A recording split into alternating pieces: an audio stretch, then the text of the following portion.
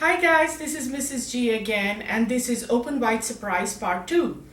I have been hearing a lot of comments from you, and you guys have been really happy with the last video, and I saw many samples of amazing work, and I feel like you guys did better than I did on the video. So I would like to do a part 2 of this video, and I have some samples to show you. This is a dog open wide surprise, and it seems like a very innocent dog, but there's a finger there that shows that the dog has been naughty. So let's see what's in its mouth. Open wide. Oh my God, there's a big bone. Oops. So this is one of the samples that I have. Then I have another one of a guy who looks kind of nervous, but then let's see what is in his mouth. And he goes, ah! Maybe there's somebody who's chasing him. Maybe there's a dog behind this guy. Who knows? And then we have a frog, or a toad, whatever you would like to call it. This is more like a cartoon version, so somewhere between a toad and a frog, you can say. And then the frog seems like it's sitting waiting there patiently, and there are a lot of flies. There are a lot of flies around it. And then all of a sudden it opens its mouth and catches one. I believe it's going to catch one because the fly is still not on its tongue. And then it will close its mouth. So for this lesson, I'm only going to draw one of these samples, but you can go ahead and draw as many as you want. And the supplies that you need for this art is pretty much the same. You need paper, regular paper. Make sure you don't use thick paper.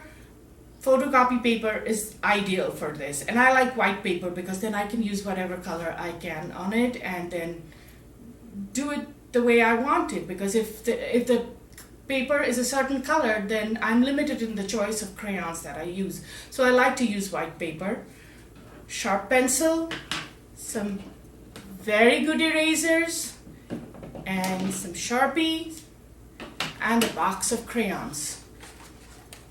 That's all that you need for this project. And when you get all of these things together, we can start with the project. Just like last time, we will start by folding our paper.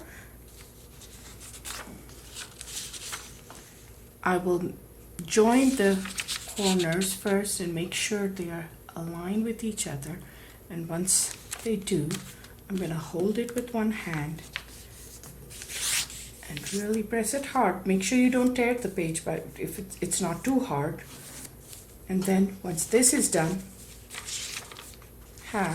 I fold, pick one side of the paper and then make it meet the middle of the paper and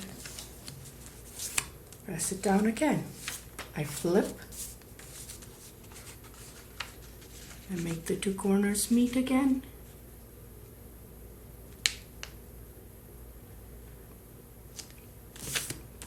Then I press it down again. And just like last time, if you open it like this, it's like a mouth. If these two are the lips, it's like a mouth. So we will leave the mouth closed and we will start like this. I will use my pencil and I will start with the pencil. Try to use as much of the paper as you can, because then you have very little negative space. Negative space is like the empty space that is left once you're done with the artwork. So on the top part of the page, literally touching the fold, I will make the upper lip. Then going down on the bottom side, if I open it, the fold is like this. You can see it.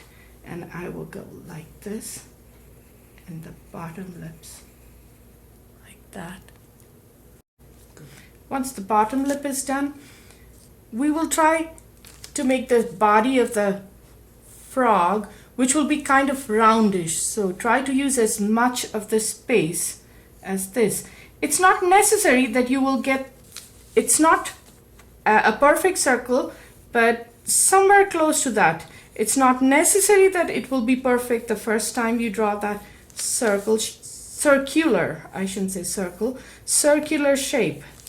But look at the way I'm going. I'm like making small strokes and making sure that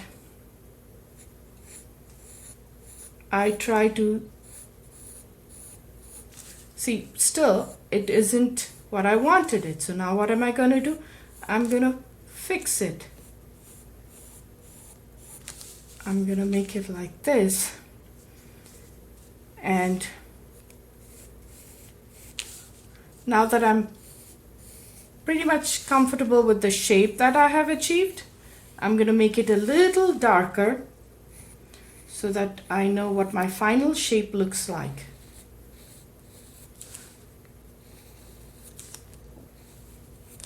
And then, you know, with an eraser, an artist can never make mistakes. I just erase my mistakes. Having done this, I'm going to use my eraser to make a little opening in this circular shape here for the eye. The eye will also be very bulgy. So it will be like a huge, because this is like a cartoonish frog. It's like a bulgy eye. And once when the eye is done, then we make the other part of the eye. And then kind of like an eyelash or an eyelid, whatever you might call it. And then you fill it in so that you remember to fill it in with your Sharpie also when you trace it. Make sure you erase this part really good.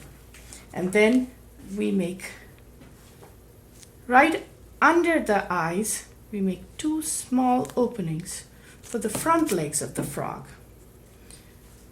Because this is like a cartoonish frog, we're going to make some cartoonish legs. Some long lines which narrow as they go down to the toe part, and then 3 toes. Then the other one,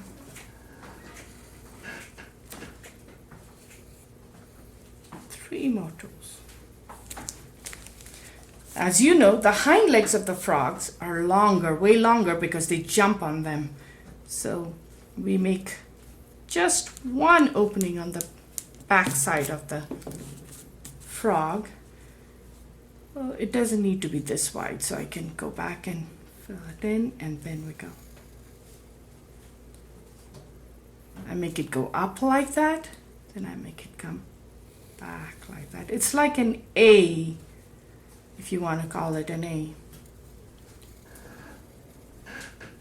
Or an upside down V. Then you go 3 toes again. Let's make the other leg, but it's like we only see part of it from the other side. So it's like, here we go. It goes here, and then it comes down, narrows here, and then 1, 2, 3. Now that pretty much the outline of the half section of the frog is done, where the open wide surprise is not being shown, we can open up the page. And first let's join these two ends. Try to retain the circular shape of the frog that we started with.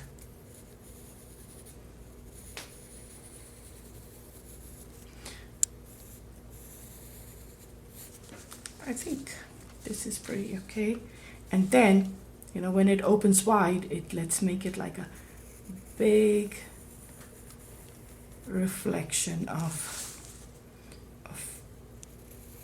a C. A C. And then, as you know, frogs have very long tongues. Let's make it really long. And there's a bifurcation in there. So let's do that. And then let's make a teeny tiny fly. Something that looks like a fly. And let's give it some splotches or blotches. Just wherever you would like.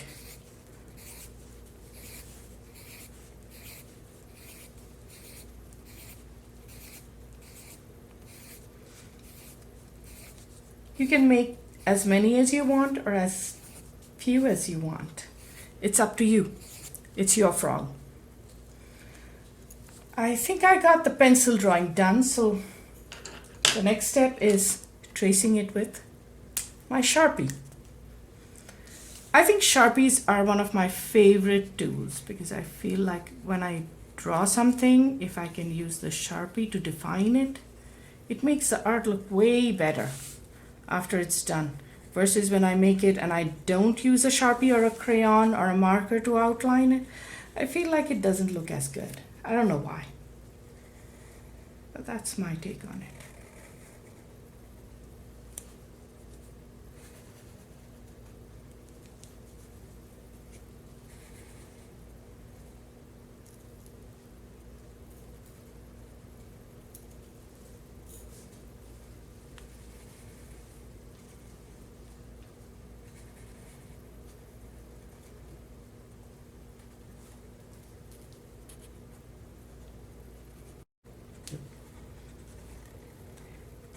I'm done with my, oh, here we go, I missed a spot. Done with my tracing, but I feel like there should be some more flies buzzing around the frog. So I'm gonna make some more flies or bugs or whatever they represent. Let me make some more. Like, there are too many of them around, so the frog is tempted and wants to eat, it's hungry. And let me trace these also while I'm doing this.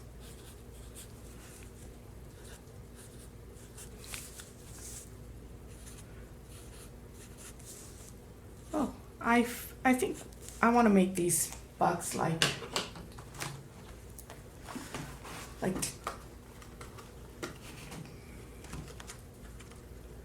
don't know what color. I think I want to make them look like fireflies. So I'm gonna make the color go out a little so that it looks like it's glowing. I don't want to stain the lines in here. The yellow, it's kind of, and I want them like they're glowing in there, so they're like light, teeny tiny light bulbs, and their light cannot be held in there. Once these are done, I want to go ahead and choose the color red for the tongue. I want to color the tongue red. I'm using crayons, but you're free to use whatever kind of medium you want. You can use watercolor, you can use color pencils, you can use markers.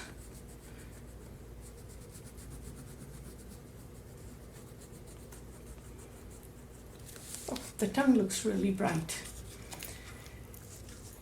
Once this is done, there are various shades of green that you will find in your crayon box, and we will use as many of these shades as we can to kind of color this frog. I want to make the lips of this frog rather than going and making it pink, which we usually do. I want to choose a different shade of green to make the lips like fluorescent kind. I don't know if this is fluorescent. I wonder what this is called. It's called green yellow. The crayon, the name on the wrapper says green yellow. So I use green yellow for the lips. And then for the spots on the frog, asparagus. Asparagus is one of my favorite vegetables. So I'm going to use the color asparagus. Let me see if I like it. Oh, I love it. So I'm going to first color these spots, these green spots. And they are asparagus green. If you go out a little, don't worry about it. That's okay, because as long as they don't go very far from the destination. They are okay. As you can see, but I'm really pushing hard. I'm making sure that the asparagus green is the color that I see on my crayon, not way lighter than that. So once these spots, I'm almost done with the spots. Once these spots are done, I'm going to choose a lighter shade of green. I'm going to go ahead and choose yellow green. That's what this one says. I like this color. I wonder if I should use yellow green or Granny Smith apple. No, I want to choose yellow green. And for some reason, I like the color yellow green. So I will start around the eyes, you know. I will start around the eyes because I want to make sure that don't make the mistake of going in there, because I want to leave this part white. I don't want to color this part. So once that is done, once I've covered that area, I've protected that area, that I've made a boundary so that my brain knows not to go in there, I'm going to go over these dark green also. And here I'm not going to use too much pressure to color this. I will just long light strokes. That's what I'm using. I'm using long light strokes for the body of the frog.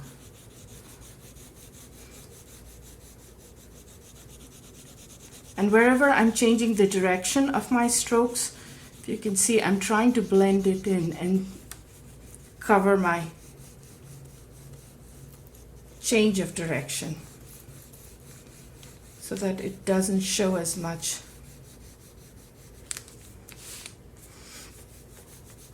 As it did when I first started changing the direction of my crayon. Because I don't have to bother about if I'm going over these spots or not, I can really cover this area really quickly and fill it in. You can turn your page anytime you want, because that makes it way more convenient to color.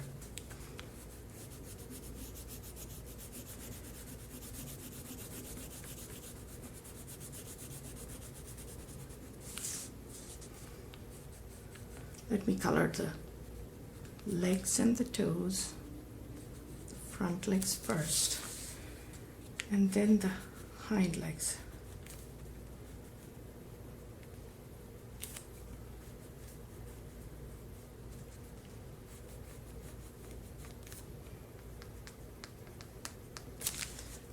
My coloring is done, but I kind of don't like the color of the lips of the frog. So I think I want to change it. Maybe into Granny Smith apple. Let me see. Can I do something with it? Something on top of that so that it looks a little different. Because it was looking too similar to the color of the fireflies. The fireflies need to stand out. Having done that, I can leave it just like this. It's ready. Or I can choose to use a background color. But I think I want to leave it like this. And once this is done, this is ready. Once the coloring of the frog is done, it's ready. Good. Now that my coloring is done, I think I'm going to choose to not color the background this time. I'm going to leave it white like this because I feel like the fireflies will be brighter if I don't make it any other color. But if you choose to color the background, please go ahead and do that. That's absolutely fine. So here's my frog. Ready, open, wide, surprise. An innocent frog, the moment it opens its mouth, here's the surprise. It's ready to catch a fly and then eat it. I hope you enjoyed this lesson, and I would like to see a lot of samples of the work that you guys do, and thank you for watching this video. Make sure you do lots of art.